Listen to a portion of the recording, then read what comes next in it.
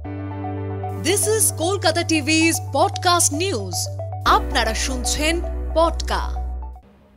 পাকিস্তানে এবার দেখা মিলল ওষুধ সংকট। নমস্কার, আমি শুভাঙ্গী। শুনুন বিস্তারিত।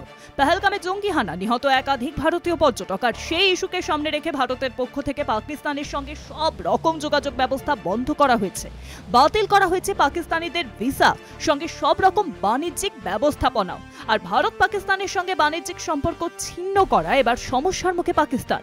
মনে করা হচ্ছে পাকিস্তানের সঙ্গে ভারতের সম্পর্ক ছিন্ন হওয়ায় এবার পাকিস্তানে ওষুধের সংকট দেখা দিতে পারে। আর এই আশঙ্কা দেখা দেওয়ায় তড়িঘড়ি ব্যবস্থা গ্রহণ করতে চলেছে ইসলামাবাদ।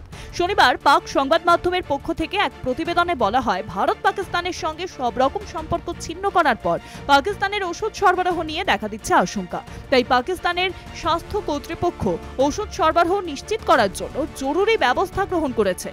জরুরি ভিত্তিতে শুরু করা হয়েছে ওষুধ যোগানের বিকল্প ব্যবস্থা, যাতে দেশে ওষুধের কোনো ঘাটতি দেখা না দেয়।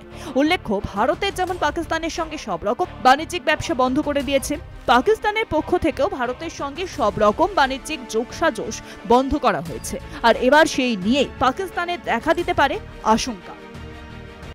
শুনুন পডকা, রাত দিন 7 দিন।